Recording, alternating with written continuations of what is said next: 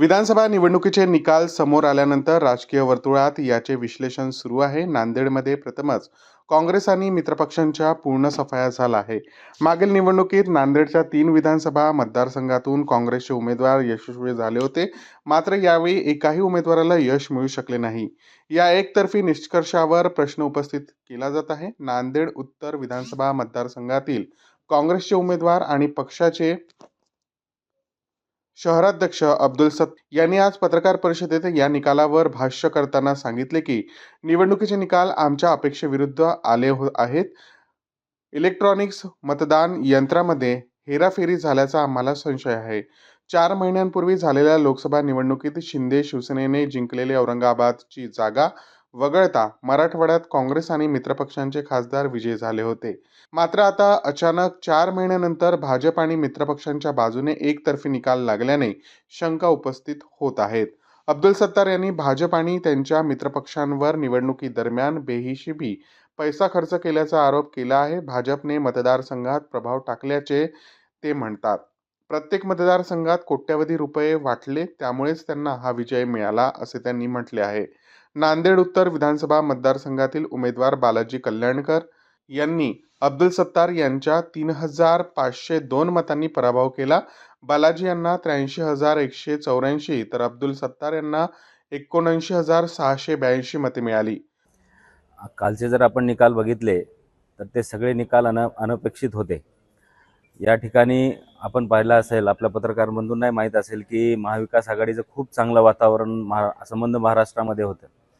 पण युती सरकारने जे पैशाचा, आत्ताच आमचे आदरणीय नेते सत्तारभाईंनी सांगितल्याप्रमाणे पैशाचा खूप वारेमाप वापर आणि बळाचा वापर त्या ठिकाणी करण्यात आला. आपण बघितलं असेल, बऱ्याच ठिकाणी मतदारांना मतदान करण्यापासून वंचित ठेवण्याचं काम युती सरकारने या ठिकाणी केलं. त्याचा खूप मोठा परिणाम या ठिकाणी झाला. पैशाचा खूप वारेमाप वापर, 50 खोके हे तर खूप कमी आहेत. प्रत्येक मतदारसंघामध्ये कितीतरी कोटी रुपयांचा वारेमाप वापर त्यांनी मतदारांना आमिष देण्यासाठी केला. त्याचा परिणाम म्हणून या ठिकाणी आपल्याला हे रिझल्ट दिसत आहेत. कुठेतरी बरेच लोक, म्हणजे एक्सपर्ट लोकसुद्धा EVMवर संशय घेत आहेत.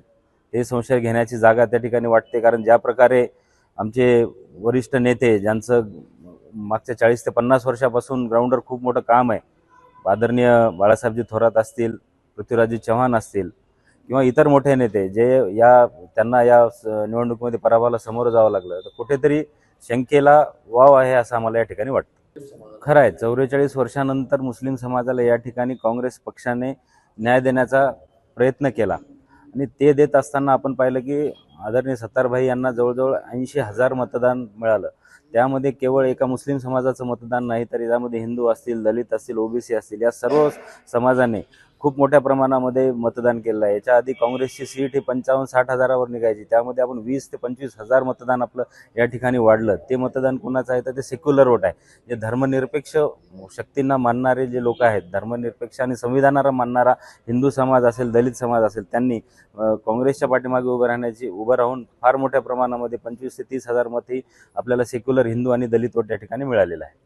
मैं उत्तर की जनता का शुक्रिया अदा करता हूं, क्योंकि हर समाज ने मेरे को जो सहयोग दिया और मेरे को एक बाहरी वोट दिए. जिस तरह से आज मैं 80,000 वोट लेकर एक चंद वोटों से, कम वोटों से मैं गिरा हूं, पर मैं जनता का शुक्रिया अदा करता हूं कि हर समाज मेरे साथ में था. जो भी समाज इसमें, जैसा कि सभी मेरे साथी कारपोरेटर, मेरे कार्यकर्ता और मेरे नेता लोग, कांग्रेस पार्टी का हर एक कार्यकर्ता मेरे साथ में था. और जिस तरह से जीतना हारना तो चलते रहता है, इलेक्शन है ये, और अपन अवाम ने सही फैसला करके अवाम मेरे साथ में थी, अवाम ने देखे हैं. और अवाम से मैं अपील करना चाहता हूँ कि मैं जिस तरह से मेरे को तुमने आज इतनी बड़ी तादाद से वोट दिए, मैं आपके 5 साल आपकी खिदमत करते रहूँगा. मैं उन्होंने आपके हर काम में बिल्कुल हमारी पार्टी के सभी कार्यकर्ता आगे रहेंगे. मशीन में कुछ तो गड़बड़, जो 40 साल की सीट थी बाला साहब थोरात की, वो सीट गिरती है, तो कहीं ना कहीं मशीन में गड़बड़ दिखती है. कि देखे हमारे साथी ने भी बताया कि वोटा का तादाद जैसा गिनती हो रही थी, कुछ तो भी गड़बड़ दिख रही थी. हाँ, एक तरफ जैसा जा रही थी, एक तरफ वोट जैसा सामने का उम्मीदवार भी देखे उत्तर का, इतनी ताकत से लड़ने के बाद उन्हें 21,000 मिलेगा, तो कहीं ना कहीं गड़बड़ है, ऐसा दिखता है. अब हमारी दक्षिण की सीट देख रहे हैं आप, कम वोट से गिरी, वो भी जैसा कुछ ना कुछ गड़बड़ है, ऐसा नहीं है। आज जो भाजपा सरकार जो बोलती करती बिल्कुल तो सही है। एक स्टेटमेंट आया था पेपर में कि ये जो आरएसएस का गेम है, आरएसएस ने पूरा, आरएसएस के हाथ में ये पूरा इलेक्शन गया बोल के, ऐसा पेपर में आए थे बाद में। ये आरएसएस पूरा इलेक्शन सेटल कर रही है और इलेक्शन आरएसएस के हाथ में गया है। आज देखिए हमारे पास भी एक माहौल निकला था। देखिए, ये जो इलेक्शन को लेकर महाराष्ट्र में बेचैनी है, ये अकेले नांदेड़ दक्षिण या एक ज़िले में नहीं है, ये पूरे महाराष्ट्र में है। और इसको लेकर कल रात में ही एक प्राइमरी डिस्कशन पार्टी लेवल पे शुरू हुआ है और हमको लगता है कि यकीनन अली जनाब प्रकाश अंबेडकर साहब की क़यादत में वंचित बहुजन आघाड़ी कोई ठोस निर्णय लेने के बारे में विचार कर रही है। तो अभी शायद कल ही एक मीटिंग का आयोजन होगा या डिक्लेरेशन होगा, कोई मीटिंग कॉल पार्टी की तरफ से अगर होने वाली है तो उस मीटिंग में पहले एजेंडा पर यही टॉपिक रहेगा कि ये जो चुनाव है इसके अंदर घोटाले क्या हुए। अब हमारे खुद के बूथ के ऊपर हमारा जो राइटिंग में ऑब्जेक्शन रहा है कि आप मुझे बताइए, एक मोबाइल है जिसको चार्जर से निकालने के बाद इस्तेमाल नहीं भी करे तो दिन भर में वो 20% तो डाउन होता है, 20% डाउन होता है। लेकिन कई ईवीएम मशीनें ऐसी थी जिसको दिन भर इलेक्शन बूथ पे चलाया गया, दिन भर उसके ऊपर यानी तकरीबन एक बूथ पे 500 से 1500 वोट होते हैं, वोट कास्ट होते हैं।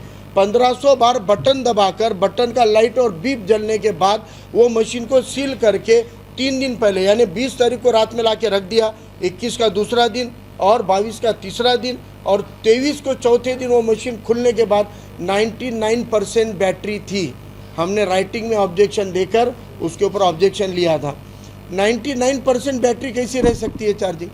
अगर ईवीएम में कोई ऐसी टेक्नोलॉजी आपने लाए कि धूप में सोलर एनर्जी से बैटरी चार्ज होती और अंधेरे में भी कोई एनर्जी मोदी सरकार ने खोजी होगी कि अंधेरे में भी बैटरी चार्ज होती, तो वो टेक्नोलॉजी हमको दे दो भाई, हमारे मोबाइलों में लगा लेंगे हम, चार्जर का झंझट खत्म हो जाएगा। ऐसी क्या बात थी कि 99% बैटरी रह कैसे सकती है काउंटिंग के वक्त तक? तो ऐसे बहुत सवालात हैं, बहुत सारी धांधलियाँ हैं। कुल वोटिंग का और कई जगह मशीन के नंबर मैच नहीं हुए, जो 17C पे मशीन नंबर आया बूथ खुलते वक्त नंबर मैच नहीं हुए, उसको भी लेकर ऑब्जेक्शन डाले गए। फिर उसमें बताया गया कि नहीं वो लिखने में गड़बड़ हुई होगी, ऐसा हुआ होगा। पोस्टल बैलेट को लेकर एक वोट हमारे नज़रों में जब आया कि हमको गिरा हुआ पोस्टल बैलेट का वोट, इसलिए वो अधिकारी इनवैलिड में डाल रहे थे क्योंकि वो वोट वो कह रहे थे कि उस पर वोटर का साइन नहीं है। तो ये पोस्टल बैलेट लेकर गया कौन? प्रशासन का आदमी।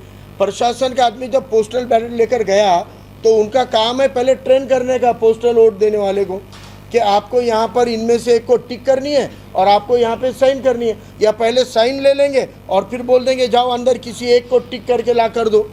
लेकिन ये ट्रेनिंग देने का काम और साइन करवाने का काम प्रशासन का होता है ना, तो प्रशासन साइन नहीं है बोलकर उसको इनवैलिड कैसे कर सकता है? उस पर भी हमने ऑब्जेक्शन डाला। महाराष्ट्र मराठीसाठी ब्युरो रिपोर्ट नांदेड। आजच महाराष्ट्र टुडे 24 न्यूजला सबस्क्राईब करा आणि सत्य परिस्थितीचा सविस्तर आढावा पहा।